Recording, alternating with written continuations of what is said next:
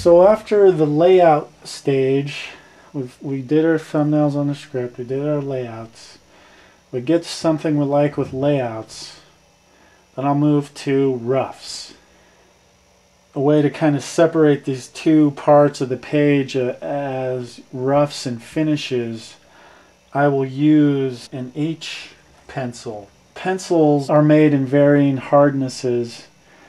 On the H side, the harder the pencil is, the higher the number. On the B side, the softer and darker the pencil is. So an H pencil, I use like a 5H. It's fairly hard and fairly light, and I like the way an H pencil kind of glides over the Bristol paper. For paper, I'm using a Strathmore paper. They actually make comic book page paper with lines already on them.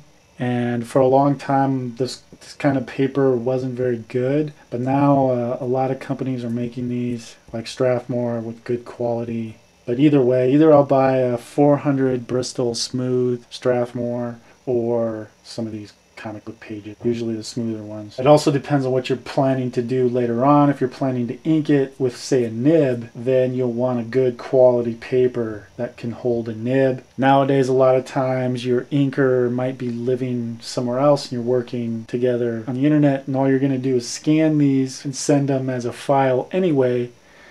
So then you could use a cheaper paper to save money. I got this in. I was really happy with the composition, but the figure, the angel figure in panel 1 didn't turn out so well. When that happens, I just grab a piece of computer paper so that I'm not spending too much time going back and forth erasing. And too much erasing will destroy the fibers on this paper on the surface. So again, if you're planning on inking and just keeping clean pencils, I mean, after a while, if you erase too many times, this will become all muddy because the fibers will be loose. One way to prevent that is to use this kind of eraser that protects the paper, as opposed to this kind of eraser. Pink Pearl might be more rough on the paper.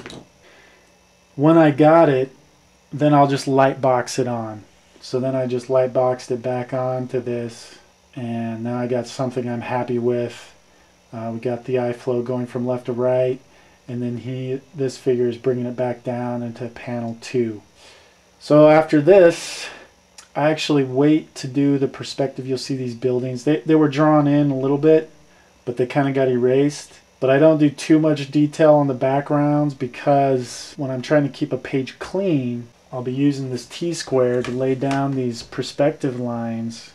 If I have too much pencil and stuff on it, it'll just get muddy, you know. If I find my perspective lines in the rough stage and then I change my mind later on, 1, it's a waste of time. 2, it muddies up your page. This H lead, the downside is that it's so light and it tends to get lighter as you're working on it, so you'll just lose it and you have to redo it anyways. So I've found with experience just to do that later on.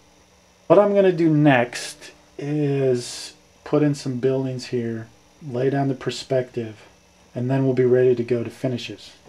Alright, so I went ahead and drew in these buildings, drew them back in with reference and kind of got them roughly sketched in there. I did that with my H pencil, 5H. And now, right before I lay down the perspective lines and get this all lined up, I'm going to first go over it with a kneaded eraser. The reason I do this is because these lines are obviously going to move a little bit. I roughed them in thinking about knowing my vantage point would be somewhere over here, but not finding it. It's going to be close, but everything's going to shift. So what I'm going to do is just go over this with a kneaded eraser. I'm going to go over it, but I'm going to leave enough so I can see. This is a good way to keep your page clean. This kind of eraser doesn't damage fiber of the paper, so if you ink it later on, it'll still be okay. The same thing for the figures. There's lots of rough lines where I was finding things. Some of those need to disappear. And the lines themselves aren't dark enough for another inker to really see anyways. That wraps it up for roughs. Next we'll have perspective and finishes. And there's also an extended version of the perspective segment on my blog at leoaks.blogspot.com. Thanks for watching.